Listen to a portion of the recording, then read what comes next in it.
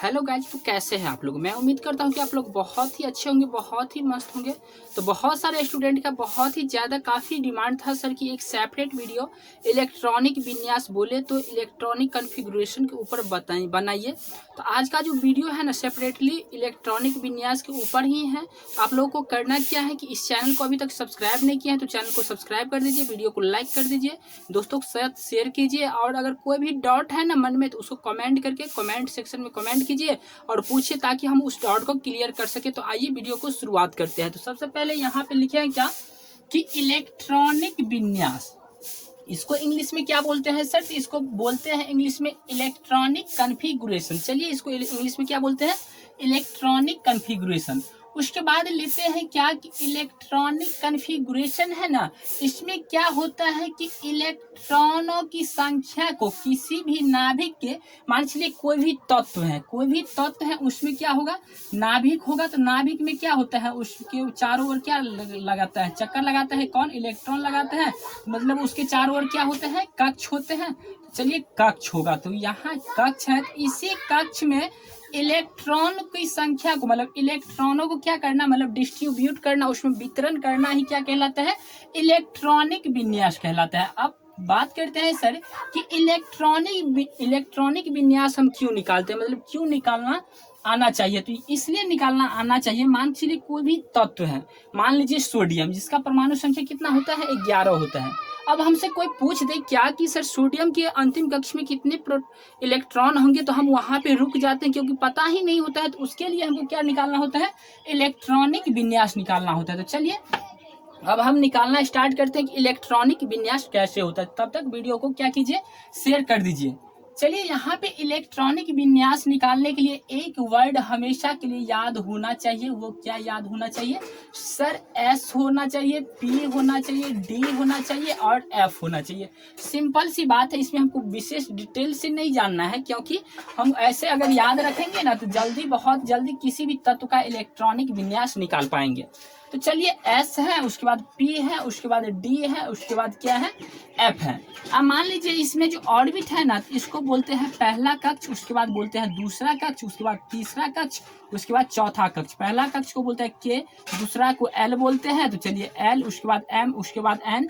उसके बाद हम जानते हैं कि पहला कक्ष में जो होता है ना वो 2 इलेक्ट्रॉन होता है। उसके बाद दूसरा कक्ष में जो होता है वो कितना होता है, तो सर 6 होता है। उसके बाद तीसरा कक्ष में जो होता है 2 होता है। उसके बाद कितना होता है, 8 होता है। फिर कितना होता है, तीसरा में कितना होता है, तो होता है 18। उसके बाद चौथा में के एल,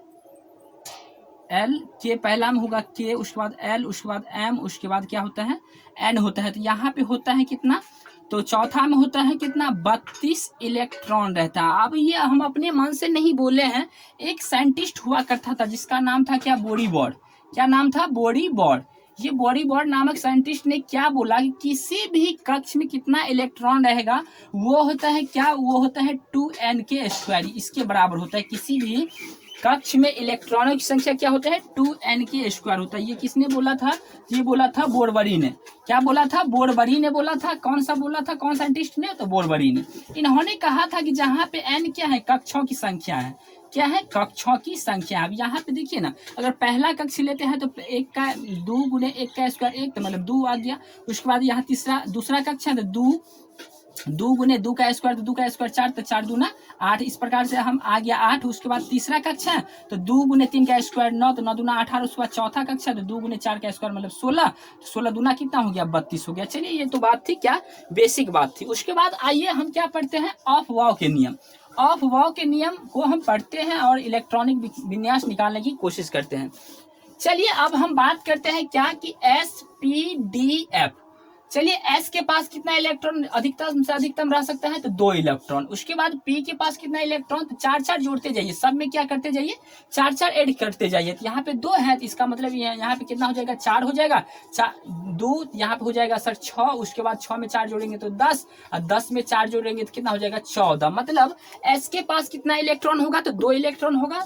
पी के अधिकतम कितना इलेक्ट्रॉन रह सकता है, तो 6, और डी में कितना अधिकतम, तो 10, और एफ में कितना, तो 14 इलेक्ट्रॉन अधिकतम से अधिकतम रह सकता है।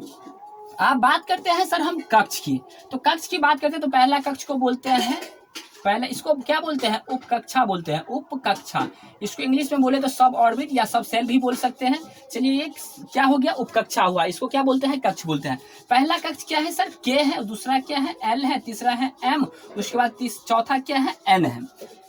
चलिए ये पहला कक्ष हुआ, ये कौन सा कक्ष हो गया, ये दूसरा हुआ, ये तीसरा हो गया, ये चौथा कक्ष है। अब क्या करते हैं कि पहला कक्ष है ना, तो इसमें हम पहला वाला सब ऑर्बिट को लेते हैं। तो यहाँ पहला है तो ए के लिए, उसके बाद यहाँ दूसरा कक्ष है तो दो गो सब सेल को लेंगे, तो एस को भी लेंगे और पी को भी लेंगे। ये सब जो है ना सब स्मॉल लेटर में लिखा हुआ है, कैपिटल में नहीं लिखा हुआ है। उसके बाद तीसरा में है ना तो तीन गो सब कक्ष सब सेल को लेंगे, तो तीन गो है, एस हो जाएगा, पी हो जाएगा, और उसके बाद क्या हो जाएगा, डी भी हो जाएगा। उसके बाद क्या हो जाएगा, चौथा में क्या हो जाएगा, एस भी हो जाएगा, पी भी हो जाएगा, डी भी हो जाएगा, और उसके बाद एफ भी हो जाएगा। देखिए ना यहाँ सीढ़ी की तरह बन रहा है ना, पहला स्टेप, फिर दूसरा, फिर तीसरा, इस प्रकार से हम चढ़ते जाएंगे। जिस तरह से हम सीढ़ी पे चढ़ते हैं उसी प्रकार से यहाँ भी हो जाएगा। अब क्या करते हैं सर कि एस है ना, ये कौन सा मतलब एस के पास कितना इलेक्ट्रॉन रहता है अधिकतम, तो 2, यहाँ पे भी 2 कर दिए, यहाँ भी 2, यहाँ पे भी 2।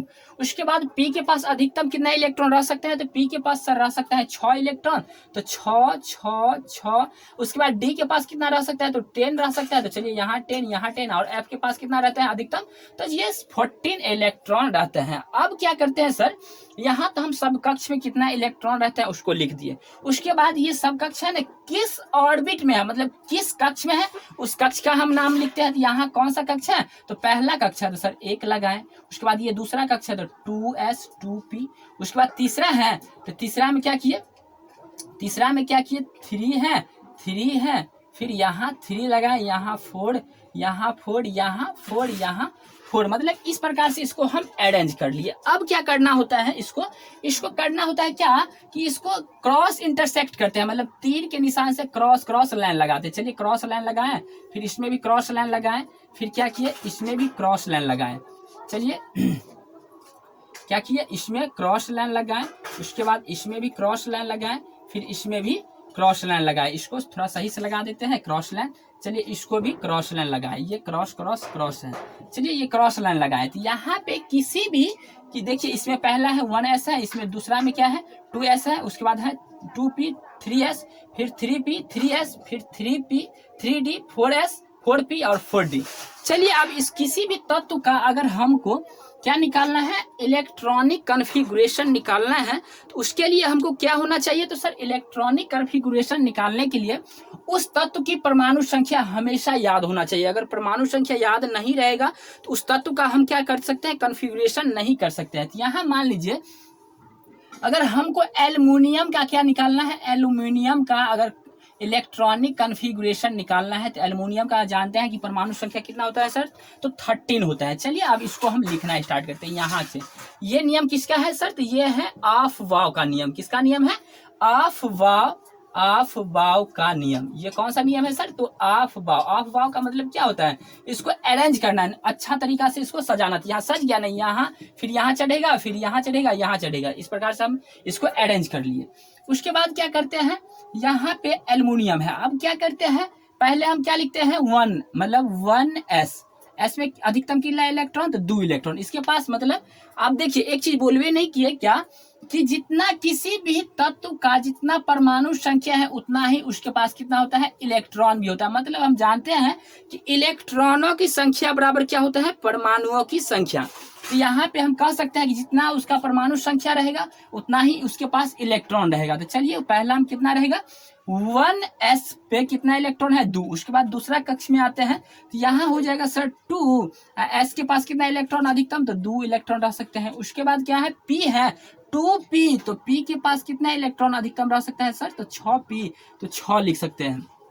चलिए उसके बाद कितना इलेक्ट्रॉन हुआ, इसको काउंट एक बार कर लेते हैं। तो 2 2 4 और 6 कितना होता है सर, 10 होता है। तो 10 इलेक्ट्रॉन हो गया, अभी भी 3 चाहिए, तो 3 चाहिए। तो यहाँ से हम आगे आते हैं तो यहाँ देखते हैं क्या 3s आता है, तो 3s पे कितना इलेक्ट्रॉन है सर, तो 2। अब कितना हो गया, 2 2 4 6 10, 2 बार ही इलेक्ट्रॉन हो गया, 1 इलेक्ट्रॉन और चाहिए। तो यहाँ से अब हम यहाँ पे जंप करेंगे तो यहाँ हो जाएगा क्या 3 पी पे कितना इलेक्ट्रॉन होता है अधिकतम, तो 6, लेकिन 6 तो इनके पास अब है नहीं, सिर्फ एक बचा है ना, तो यहाँ पे कितना लिखेंगे, सिर्फ एक इलेक्ट्रॉन ही लिखेंगे। अब क्या करते हैं, ये कौन सा ऑर्बिट में है, तो ये पहला में है, ये दूसरा ऑर्बिट में है, ये तीसरा ऑर्बिट में है। अब ये ऑर्बिट को कैसे पहचानेंगे, देखिए ना, यहाँ एक था, ये पहला, दो सब में है, तो दोनों दूसरा ऑर्बिट हो गया, ये तीसरा ऑर्बिट हो गया, क्योंकि हम उससे आगे क्या लिखते हैं, ऑर्बिट ही लिखते हैं ना। अब क्या करते हैं कि पहला ऑर्बिट में कितना इलेक्ट्रॉन है, तो 2 इलेक्ट्रॉन है, इसको लिखे। उसके बाद दूसरा ऑर्बिट में कितना इलेक्ट्रॉन है, तो 2 और 6 कितना हो गया, 8 इलेक्ट्रॉन है, तो सर 8 लिखिए। उसके बाद तीसरा ऑर्बिट में कितना है, तो 2 और 1 को जोड़े कितना हो गया, 3। मतलब अब हमसे कोई भी पूछे ना कि एल्युमिनियम के अंतिम कक्ष में कितना इलेक्ट्रॉन है सर, तो हम बहुत ही तेजी से बता देंगे कि एल्युमिनियम के जो अंतिम कक्ष में है ना वो कितना है, तो अंतिम कक्ष में कितना इलेक्ट्रॉन है, तो सर 3 इलेक्ट्रॉन है, बहुत ही तेजी से बता देंगे। चलिए एक और एग्जांपल लेते हैं। मान लीजिए अगर सोडियम का हमसे कोई पूछे कि इसके अंतिम कक्ष में कितना इलेक्ट्रॉन है, इसका इलेक्ट्रॉनिक कॉन्फ़िगरेशन निकालेंगे, तो उसके लिए हमको चाहिए क्या कि सोडियम का परमाणु संख्या पता होना चाहिए। तो सोडियम का परमाणु संख्या कितना होता है, 11 होता है, 11 होता है, तो इसको हम लिख लिए कि ये कितना है सर, 11 है। अब इसको इसी प्रकार से लिखेंगे, 1 एस पे कितना है सर, तो 2 इलेक्ट्रॉन अधिकतम जा सकते हैं। उसके बाद यहाँ 2p पे आते हैं, तो 2s में भी, x में तो अधिकतम 2 ही इलेक्ट्रॉन जा सकते हैं, तो 2 हम किए, उससे आगे तो कुछ है नहीं। अब यहाँ 2p वाला में आते हैं, तो 2p में अधिकतम कितना जा सकते हैं, तो सर 6 जा सकते हैं। तो कितना हुआ, 2 और 2 को जोड़े तो 4 और 4 और 6 10, इसमें 11 है। तो यहाँ से जंप करेंगे यहाँ, तो यहाँ आएगा 3, एस में कितना होगा, 2 जाना चाहिए, 2 अधिकतम जा सकता है, लेकिन इसके पास तो एक ही इलेक्ट्रॉन है, तो चलिए एक ही करते हैं। अब क्या करते हैं, इसको ऑर्बिट वाइज सजाते हैं। ये दूसरा ऑर्बिट, ये क्या हो गया, तीसरा ऑर्बिट। यहाँ पे हो जाएगा सर, क्या हो जाएगा, ये हो जाएगा, इसमें पहला ऑर्बिट में कितना इलेक्ट्रॉन, तो 2 इलेक्ट्रॉन। दूसरा में कितना है, 2 और 6 कितना हो जाएगा, 8 इलेक्ट्रॉन। उसके बाद तीसरा में कितना है, 1 इलेक्ट्रॉन। इस प्रकार से हम बता सकते हैं क्या कि सोडियम के अंतिम कक्ष में कितना इलेक्ट्रॉन है, तो सर सोडियम के अंतिम कक्ष में कितना है, तो 1 इलेक्ट्रॉन है। चलिए इसको हम मिटाते हैं। तब तक आप लोग क्या कीजिए कि वीडियो को लाइक करते जाइए और दोस्तों के साथ भी शेयर करते जाइए। चलिए अगला जो हम तत्व लेते हैं वो लेते हैं सर आर्गन। आर्गन को AR से दिखाते हैं, जिसका परमाणु संख्या कितना होता है, 18 होता है। चलिए 18 होता है। अब इसको क्या करते हैं, सेम इसी प्रक्रिया से क्या करते हैं, पहला कक्ष में S में कितना इलेक्ट्रॉन जाएगा, अधिकतम 2 इलेक्ट्रॉन जाता है। उसके बाद दूसरा कक्ष में आएंगे तो 2s में कितना इलेक्ट्रॉन, तो 2 इलेक्ट्रॉन। उसके बाद P में जंप करेंगे तो P में कितना इलेक्ट्रॉन जाता है सर, तो P में अधिकतम 6 इलेक्ट्रॉन जा सकता है। तो कितना हुआ, 2 2 4 6 10। उसके बाद यहाँ 3s पे आते हैं, तो तीसरा कक्ष में S में अधिकतम 2 इलेक्ट्रॉन, तो 2 इलेक्ट्रॉन। उसके बाद यहाँ पे जंप किए, तो यहाँ पे हो जाएगा सर 3, और उसके बाद P है ना, P, और यहाँ पे हो जाएगा 6। आप गिन के देखते हैं, 2 और 2 4 6 10, 2 12 6 18 इलेक्ट्रॉन को हम डिस्ट्रीब्यूट कर दिए थे। अब यहाँ पे लिखते हैं, ये पहला ऑर्बिट हो गया, ये क्या हो जाएगा, दूसरा ऑर्बिट, ये और तीसरा ऑर्बिट हो जाएगा। चलिए इसको हम लिखते कैसे हैं, यहाँ 2 इलेक्ट्रॉन, फिर क्या हो जाएगा, दूसरा ऑर्बिट में 2 और 6 कितना, 8 इलेक्ट्रॉन, फिर तीसरा ऑर्बिट में कितना हो जाएगा, 2 और 6 8 इलेक्ट्रॉन। इस प्रकार से हम कह सकते हैं क्या कि आर्गन के अंतिम कक्ष में कितना इलेक्ट्रॉन है सर, तो 8 इलेक्ट्रॉन है। मतलब इस प्रकार से हम आर्गन का क्या किए, इलेक्ट्रॉनिक कॉन्फ़िगरेशन ज्ञात किए। उसके बाद अगला जो तत्व लेते हैं वो लेते हैं सर, मान लीजिए क्या कि क्लोरीन। क्लोरीन की परमाणु संख्या कितना होता है सर, 17 होता है। चलिए 17 हम यहाँ पे लिए। अब सेम इसी प्रकार से इसको सिर्फ प्रैक्टिस कीजिए ना, सिर्फ प्रैक्टिस कीजिए, उससे ही ये याद हो जाएगा कि किसी भी तत्व का इलेक्ट्रॉनिक विन्यास किस प्रकार से निकाला जाता है। मान चलिए पहला में कितना जाएगा, 2 इलेक्ट्रॉन जाएगा, फिर दूसरा एस में भी 2 ही इलेक्ट्रॉन जाएगा, फिर यहाँ से यहाँ जंप करेंगे तो 6 जाएगा, कितना हो गया, 2 2 4 6 10 हो गया। उसके बाद 2 पीस कहाँ जंप करेंगे, 3s में, तो 3s में 2 जा सकता है, तो 2 2 4 6 10 2 12 हो गया। उसके बाद यहाँ जंप करेंगे 3p में, तो चलिए 3p में आए, तो 3p में कितना आ जाएगा, 6, लेकिन 2 2 4 6 10 2 12 और 6 18 हो जाता है, 17 ही है। इसमें कितना इलेक्ट्रॉन जाएगा, 5 ही इलेक्ट्रॉन जाएगा। चलिए इसको ऑर्बिट में कर लेते हैं, ये एक ऑर्बिट, ये दूसरा ऑर्बिट और ये तीसरा ऑर्बिट। चलिए इसको क्या करते हैं, यहाँ पे पहला ऑर्बिट में कितना इलेक्ट्रॉन, तो 2 इलेक्ट्रॉन। दूसरा में कितना हो जाएगा, 2 और 6 को जोड़े तो 8 इलेक्ट्रॉन। तीसरा में कितना हो जाएगा, तो तीसरा में हो जाएगा 6 सर, 5 और 2 7। इस प्रकार से हम कह सकते हैं क्या कि क्लोरीन के जो अंतिम कक्ष है उसमें कितना इलेक्ट्रॉन है, तो सर अंतिम कक्ष में कितना है, तो 7 इलेक्ट्रॉन है। इस प्रकार से हम किसी भी तत्व के इलेक्ट्रॉनिक कॉन्फ़िगरेशन निकाल सकते हैं। अब मान लीजिए ना, यहाँ पे हमको ऑक्सीजन का अगर निकालना होता, अगर मान लीजिए ऑक्सीजन का निकालना होता, तो ऑक्सीजन की हम परमाणु संख्या कितना होता है, 8 होता है। अब ऑक्सीजन को निकालते हैं, तो ऑक्सीजन को मान लीजिए पहला 1s में कितना जाएगा, तो 2 इलेक्ट्रॉन जाएगा। तो चलिए 2 इलेक्ट्रॉन, उसके बाद यहाँ जंप करते हैं तो 2s पे करते हैं, तो 2s में कितना जाएगा, तो 2 इलेक्ट्रॉन ही जाएगा। चलिए 2 इलेक्ट्रॉन, उसके बाद p पे जंप करते हैं तो यहाँ पे हो जाएगा 2, p में कितना जाएगा, तो p में जाएगा 6, लेकिन ऑक्सीजन के पास कितना इलेक्ट्रॉन है टोटल, तो 8 ही इलेक्ट्रॉन है, तो 8 को ही ना डिस्ट्रीब्यूट करेंगे।